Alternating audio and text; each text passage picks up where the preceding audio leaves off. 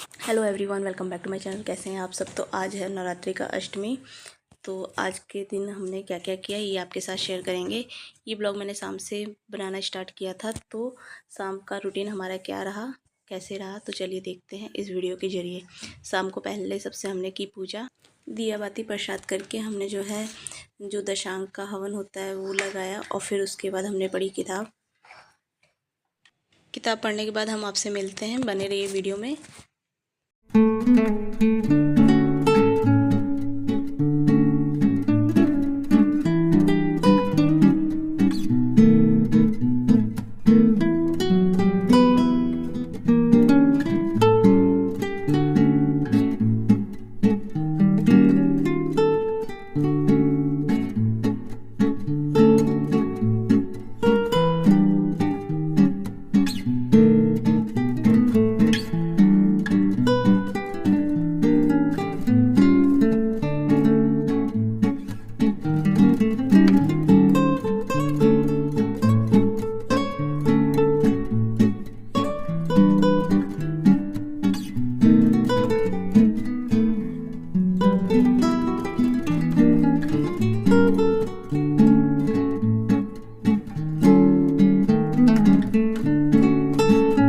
Book में हमें जो विंध्या चालीसा और दुर्गा चालीसा पढ़नी थी वो हमने डन की। फिर उसके बाद हमने अपनी आरती स्टार्ट की। इस बार अष्टमी और नवमी 2 दिन पड़ रही है, क्योंकि कई लोगों ने 25 को ही अष्टमी का पूजन किया और कुछ लोगों ने 26 को। तो हमने यहाँ पे 26 को अष्टमी का पूजन किया और 27 को कन्या पूजन करेंगे। तो आप बताइए कि आप कन्या पूजन कब कर रहे हैं। आरती करने के बाद हमने सारे घर में आरती को दिखाया। फिर उसके बाद हम ले आए आरती को मंदिर में दोबारा रखा, और यहाँ पे हमने आरती को जो जल से अछावन करते हैं वो किया गया, क्योंकि कहते हैं कि आरती के बाद अछावन करना बहुत ज़रूरी होता है। तो यहाँ पे हमने अछावन किया, फिर माथा टेका। इस तरीके से नवरात्रि की अष्टमी की पूजा हमने डन की। और फिर अब हम चलते हैं अपने किचन में आने के बाद पहले सबसे सारे बर्तनों को व्यवस्थित करके किचन को साफ़ किया, क्योंकि पूजा करने से पहले हम अपने बर्तनों को साफ़ करके गए थे। तो यहाँ पे सारा बर्तन ऐसे ही फैला हुआ था, तो इनको हमने एक एक जगह पे लगाया। और उसके बाद फिर अब हम तैयारी करेंगे अपने शाम के फलाहार की।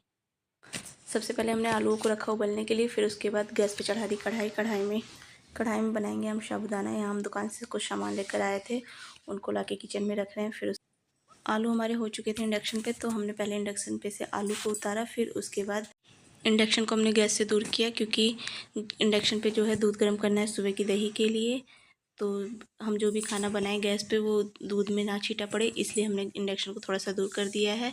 और यहाँ दूध को पैकेट से निकाल के भगोने में डाला, और अब इसको रख देंगे इंडक्शन पे। ये थोड़ी देर के लिए गर्म हो जाएगा, तो फिर जब ये दूध ठंडा होगा उसके बाद इसमें हम जमाएंगे दही।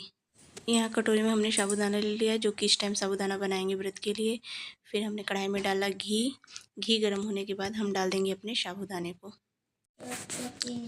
यहाँ घी को हटाया हमने, और अब कढ़ाई में डालेंगे साबूदाने को डालने के बाद इसको हमें बराबर चलाते रहना है, क्योंकि अगर इसको छोड़ेंगे तो ये बहुत जल्दी जल जाता है। यहाँ हमने साबूदाना बनाने के लिए दूध निकाला। दूध को निकालने के बाद याद आया कि अभी तो इसकी मलाई भी नहीं हटाई। फिर मलाई का स्टोरेज में मलाई को डाला, और हमारा दूध हो गया साफ़। और अब इसके बाद हम थोड़ा सा दूध निकालेंगे अलग बर्तन में, जो कि गर्म करेंगे हम साबूदाने में डालने के लिए। तो यहाँ पे हमारा साबूदाना हो रहा है। यहाँ पे जो हमारे साबूदाना घी में अच्छे से भुन जाएंगे, फिर इसको हम पानी डाल के थोड़ी देर के लिए पका लेंगे। जब भी साबूदाना पक जाएगा तो गर्म दूध डाल के गैस को बंद कर देंगे। ऐसा करने से हमारे जो साबूदाना होता है वो फटता नहीं है, क्योंकि कई बार ऐसा होता है कि हम दूध में इकट्ठे पकाते हैं तो साबूदाने फट जाते हैं, मतलब जो खीर बनती है वो फट जाती है।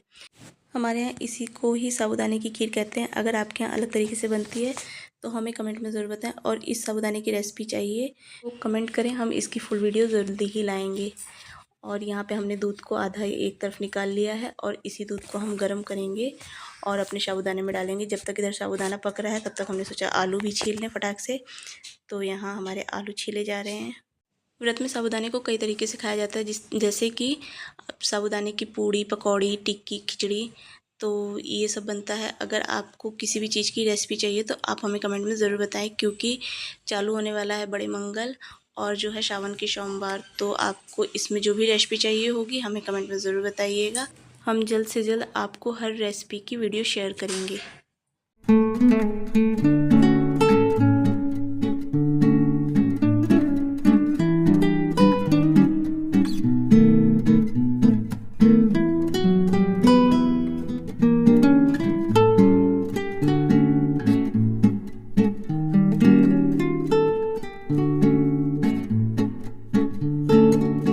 यहाँ साबूदाना जब हमारा थोड़ा पक गया तो इसमें हमने डाली चीनी। चीनी डाल के इसको थोड़ी देर और पका लेंगे। फिर उसके बाद गर्म दूध को डाल के गैस को बंद कर देंगे। यहाँ चीनी हमारी अच्छे से गल गई थी तो अब इसमें हमने उबलता हुआ दूध डाल दिया और गैस को कर दिया बंद। तो अब इसमें जो आपको ड्राई फ्रूट डालने हो वो आप डाल सकते हैं। यहाँ पर मैंने नारियल और किशमिश को डाला था। आपका जो भी मन हो आप उसे डाल सकते हैं। और यहाँ हमारी साबूदाने की खीर हो गई है तैयार। तो अब इसको हम जिसमें हमने दूध गरमाया था उसी बर्तन में पलट लेंगे और कढ़ाई को साफ़ करके सेम इसी में फिर हम अपने आलूओं को भी बना लेंगे। इससे हमारे ज़्यादा बर्तन भी नहीं फैलेंगे और हमारा काम भी जल्दी हो जाएगा। खीर को हमने ढक के रख दिया है और अब हम चलते हैं अपने आलूओं की तरफ। तो आलूओं के लिए हमने पहले जल्दी से धनिया को साफ़ किया और साफ़ करने के बाद इसको डाला मिक्सर जार में। और फिर उसके बाद ली हमने हरी मिर्च के डंडियों को तोड़ के मिक्सर जार में डाल दिया। मिक्सर जार में ही हम डालेंगे नमक को डालने के बाद इसको अच्छे से ग्राइंड कर लेंगे। एकदम पतला सा जो पेस्ट होता है उस तरीके से तैयार करेंगे। कई लोग नमक को इस तरीके से डालते हैं और कई लोग जब हम इसे भूजते हैं तब डालते हैं और कई लोग आलू के ऊपर से डालते हैं। तो जैसा जिसको भी अच्छा लगता है वो उस तरीके से डाल लेता है।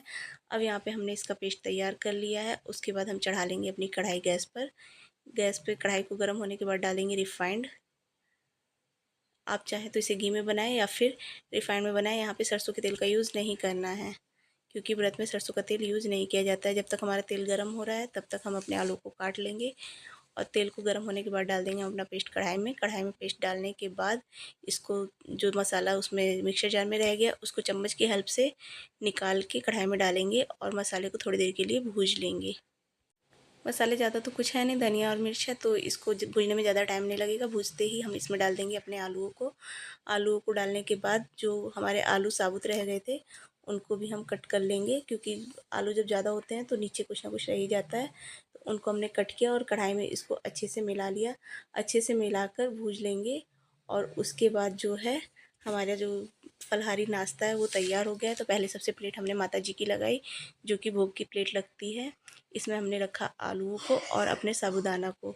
आप चाहें तो माता जी को ये भोग ना लगा के कुछ मीठा या फल भी लगा सकते हैं। हमने फल को लगाया था बट माना जाता है कि जो आप खाते हैं व्रत में वो भगवान जी को भोग लगाना बहुत ज़रूरी होता है। तो ये मेरी माता जी की थाली तैयार हो गई है और अब इसको लगाएंगे हम भोग। उसके बाद मैंने सबके लिए थाली लगाई घर में और ये मम्मी की थाली और मेरी थाली मैंने और मम्मी ने बैठ के नाश्ता किया। मतलब हमने अपना व्रत खोला। उसके बाद हमारा किचन कितना मेसी सा हो रखा है देखिए। फिर उसके बाद हम मिनटों में इसे करते हैं साफ़। मैजिक हो गया ये साफ़। काश ऐसे ही मैजिक करके सारे काम हो जाते क्योंकि इस मैजिक के पीछे आधे घंटे की मेहनत थी। यहीं पे करते हैं हम अपने ब्लॉग को एंड। आपको ये ब्लॉग कैसा लगा? अगर पसंद आया हो तो वीडियो को लाइक करें, चैनल को सब्सक्राइब करें, कमेंट करें एंड शेयर ज़रूर करें। यहाँ पे हमने कुछ तैयारी सुबह की थी जो कि हम नेक्स्ट ब्लॉग में दिखाएंगे क्योंकि ये ब्लॉग ज़्यादा लंबा हो रहा था। तो कल आएगा कन्या पूजन का ब्लॉग तो उसे देखना ना भूलें और मेरे इस ब्लॉग को ढेर सारा प्यार दें ताकि मैं आपके साथ अपने और भी डेली ब्लॉग को शेयर कर सकूँ।